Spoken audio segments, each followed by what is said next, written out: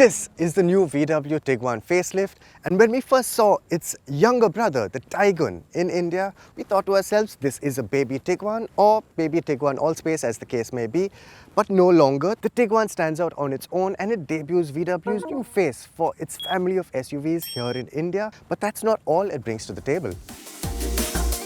First, a little recap of the Tiguan's journey. This second-gen car debuted in 2016 and was discontinued in the shift to BS6 in 2020 to be replaced by the Allspace petrol. Life's come full circle for the Tiguan, and the good news is that on the face of it, the Tiguan is fresh enough to pass off as a new car.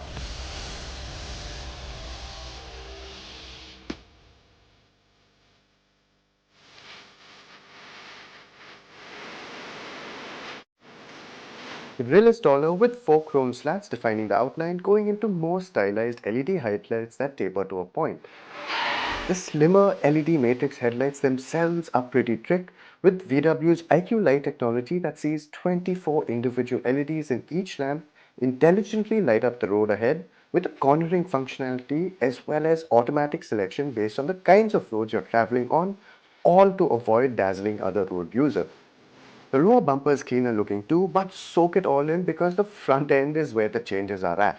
Accessories for the new Tiguan are a dime a dozen and include self-leveling alloy wheel center caps, side step rails, and a fetching rooftop box, which is surprisingly affordable.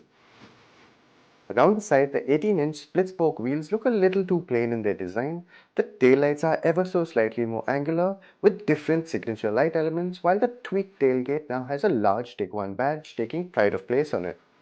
There's also VW's new flat logo around and inside the car. Speaking of, the new flat-bottomed steering wheel has the most apparent new logo.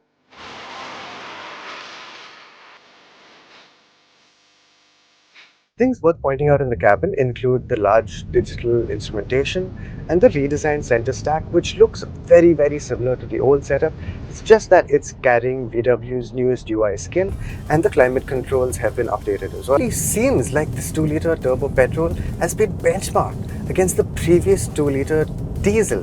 Now, of course, power is vastly up while torque is marginally down, but when you look at where those power and torque figures come in, it seems very similar. In fact, torque on the petrol unit actually comes in about 250 RPM lower than the diesel. So what you're left with is a very diesel-like driving experience, except for when you put your foot down and you see the tacho go all the way up to its 6200 RPM redline. Now when you do that, you'll also realize that the Tiguan does have some go to it. This 2-liter petrol Tiguan is over a second quicker than the diesel version. Like we said, the 7-speed DSG feels absolutely intuitive and seamless at city speeds and under normal driving conditions. In fact, it doesn't even feel jerky at low speeds, and it just feels like it's a very cohesive driving experience. The flip side to that is your kickdown performance isn't really as quick as you would expect a DSG to be.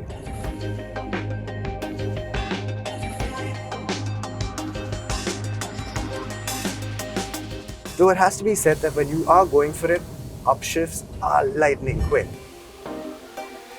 Like we've experienced before in the Allspace, this powertrain just feels alive, especially when you put it into sport mode.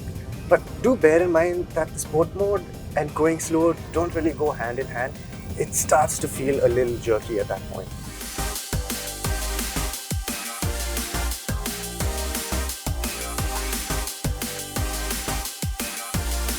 Now there is another trait of the Tiguan that we remember from before it became the 7-seater or 5+2 Allspace, and it's been brought forward into the facelift as well, and that's the fact that the brake pedal can feel just a little sharp at slow speeds.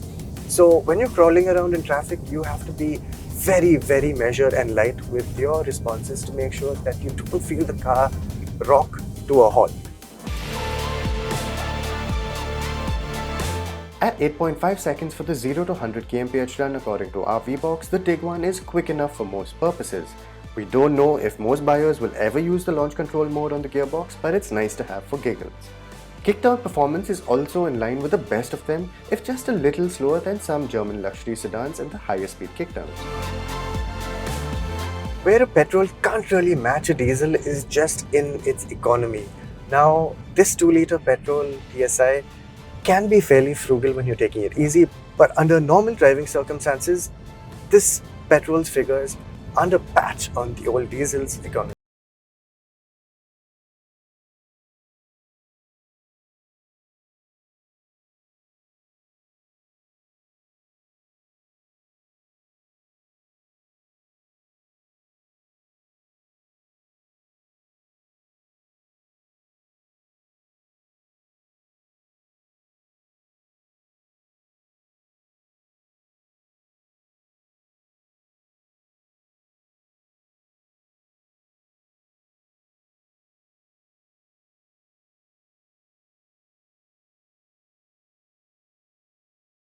Steering was light and very easy to use in the city, but felt a little underweighted at highway speeds.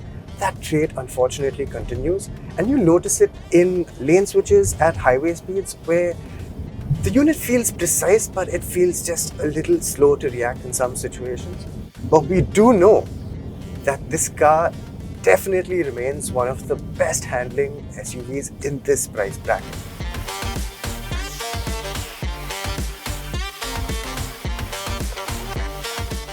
Similarly, the ride quality is as we remember it. You do get the feeling that you have to slow down for some of those sharper bumps because they do filter through into the cabin with a nice solid thud. But it handles road undulations very well, and road irregularities barely make it through into the cabin. There's a sense of quality that the Tiguan brings to the table that nothing else in the segment does as well, but it does come at a cost. At Rs 31.99 lakh ex-showroom, it is expensive. Something like the Citroen C5 A-Cross diesel is more expensive still without all-wheel drive and some of the modern touches here, but it is a larger, more spacious SUV. The Jeep Compass has a more adventurous persona, but it doesn't drive as nicely and is smaller, while the Hyundai Tucson is a safe choice, but a little long in the tooth if that matters to you. The Tiguan sums up nicely as the German SUV to have if what the luxury brands offer feel a little too small, and that's a very nice niche for the Tiguan to fill.